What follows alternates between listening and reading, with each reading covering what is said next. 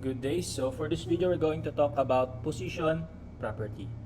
But first, let me just give you an overview sa aking HTML file na gagamitin for this demonstration. So as you can see here, nasa index.html po ako, and then I added a div ID square, tapos may laman po siyang position for this demonstration. Okay? And then I also added mga paragraphs, okay, para maging scrollable po itong ating web page na ipapakita. Okay? So, on my CSS, I already styled the square. So, with background color red, height 100 pixels, width 100 pixels. So, now, position property. What is position property? So, position property ay ginagamit para kontrolin kung paano ilalagay ang isang elemento sa web page. So, meron po itong mga 5 values na pwede nyo magamit. So, yung unang value ay yung tinatawag na static.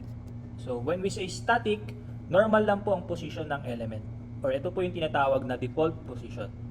Okay? So, let's save and refresh the browser. Ayan. So, as you can see here, nothing happened dun sa ating element, sa ating square na red. Okay?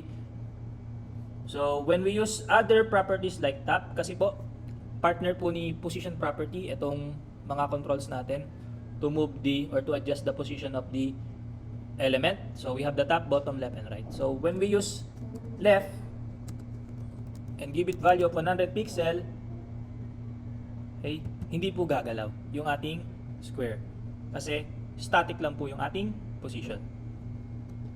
Okay. Next one, we have relative.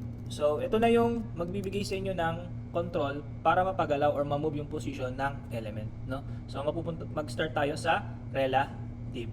Okay? So kapag relative po ang ginamit natin, yung element ay gagalaw ayon sa dati nitong pwesto. So when we say ayon sa dati nitong pwesto or default position, okay, when we refresh this, burin muna natin yung 100 pixel.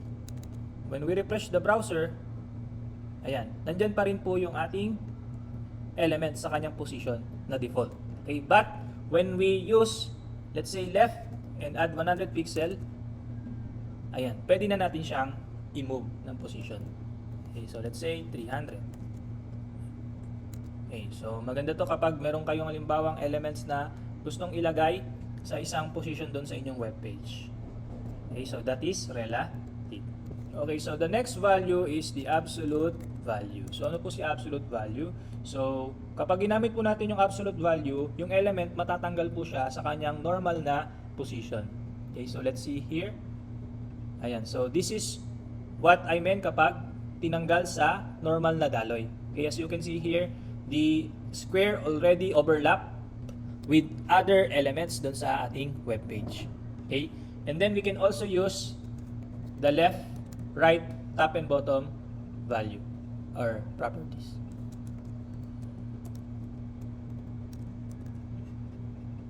Ayan. Okay, so that is for the absolute value of position. Next, we have fix. Okay, but first, nakita niyo po dito yung ating element. When we scroll down and scroll up, okay, nawawala din siya sa ating screen. Okay po, ayan, nawawala po siya. Okay, umaalis siya sa screen natin. So, si fix naman, kung gusto natin na hindi mawala yung element na yan sa ating screen, we can use the position fix value. So, save and then refresh na lang. Ayan, so di ko na binago yung top and left. So, when we scroll down the browser or the web page, ayan, nandiyan lang sa position niya yung element, hindi po siya nawawala. Okay, so that is the position fix value. And then the last one is we have the sticky.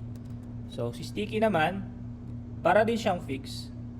Okay, pero nag-i-stick siya pabalik dun sa kanyang normal na position, just like on the relative and the static. So as you can see here, when we refresh the browser, bumalik siya dun sa dati niyang pwesto sa ilalim ng knob.